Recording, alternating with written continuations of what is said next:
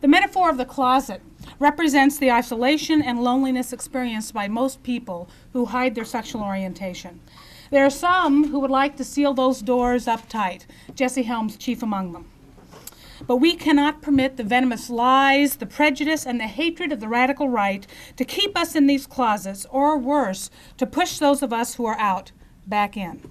It's been an incredible year for me. In my wildest dreams, I could have never imagined the outpouring of support and inspirational coming out stories from lesbians and gays all across our country. The goal of the tour was to help people understand that by coming out, you can make a difference. We definitely accomplished our goal. Here are a few stats to give you a sense of what we were able to do in 6 months. The tour reached 51 cities in 33 states. Over 6,000 people attended the 51 town hall meetings across the country. I spoke to over 600 reporters in publications large and small, and over 150 local gay and lesbian organizations helped to make this tour a reality. What I was there to do was to share my story and say that we all have opportunities to make a difference by educating the people around us by coming out. By being honest about who we are as lesbians, gays, and bisexuals, we highlight the discrimination that we face and remind people that there are no federal laws to protect us from this discrimination. In fact, in all but 9 states, it is perfectly legal to fire someone just because they are lesbian or gay. With statistics showing that 87% of Americans who know someone gay support equal rights for gays and lesbians, the proof is there that coming out makes a difference. Yet, there's a vocal minority of religious political extremists that exert undue influence in Congress. They distort the issues and undermine the values that really should be driving public policy. I hoped that by my speaking up and going around the country, that Congress and the rest of America will hear the truth. This country is in the midst of a coming out revolution, and as fair-minded Americans learn more about the problems of discrimination and the lack of equal protection, they overwhelmingly support the values of fairness and equality, because they understand, like we do, that everyone in our country deserves the same rights under the law.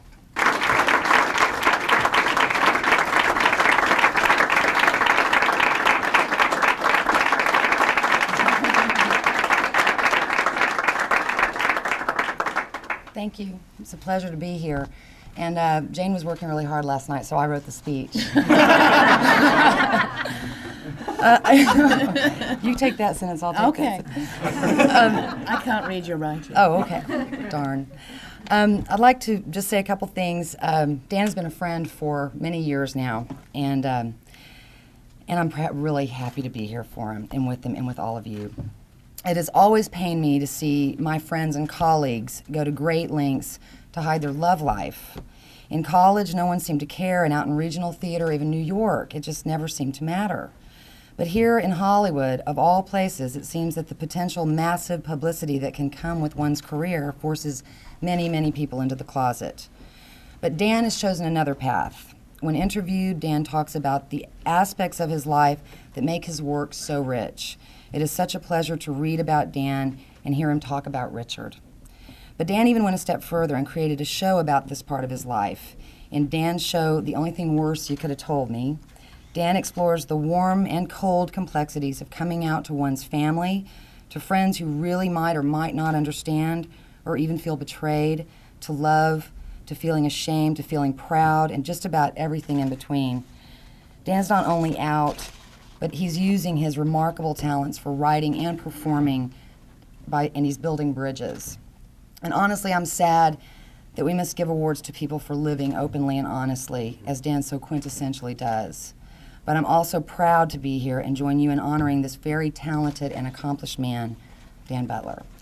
Dan, come and get it.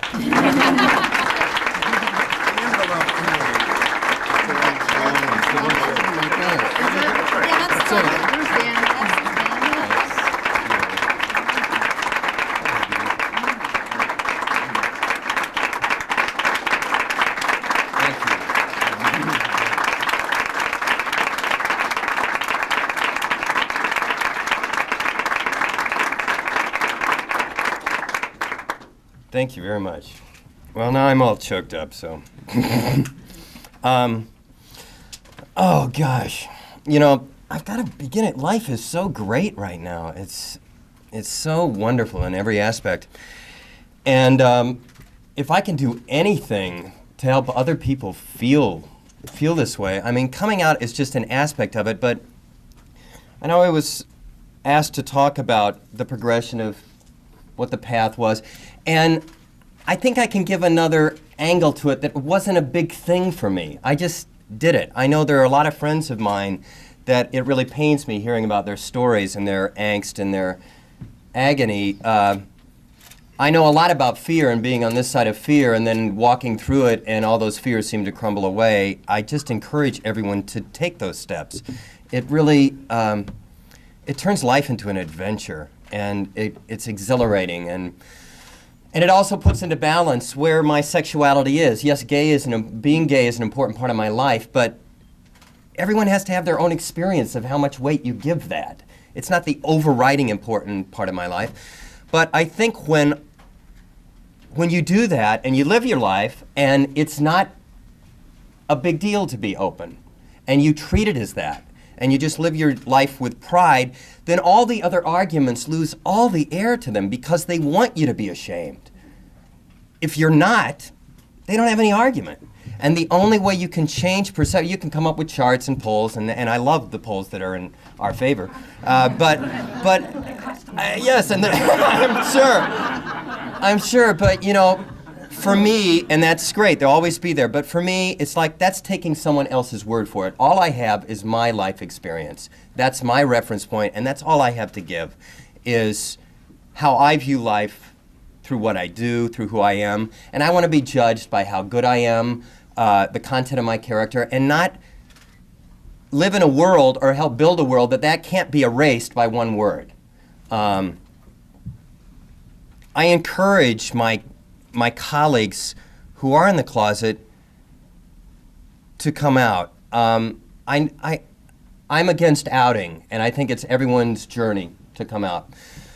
But I think when you are in a position of visibility and privilege, that it should be your obligation to come out. That's the way to give courage to the people in the Midwest or in the South where you don't have a lot of support. It does demystify it. And also the arguments I hear about, you know, my private life is my own. Well, yes, well, so are straight people's, but we also know that they have a wife or a boyfriend. And so I guess my goal is to go on The Tonight Show and be, you know, say what I'm doing with my boyfriend, and it's just as blasé or unimportant as someone talking about what they've done with their, straight mate? I don't know. See, the thing is, what I'm happy about being part of the Human Rights Campaign, I mean, it's like Peri said, ideally, we wouldn't be giving awards, we wouldn't even have this, because the most important thing, it's a human rights campaign. To break apart in camps bores me, and I think the final analysis is the whole issue is silly, and we should get on with more important things. But we've got to take these steps right now.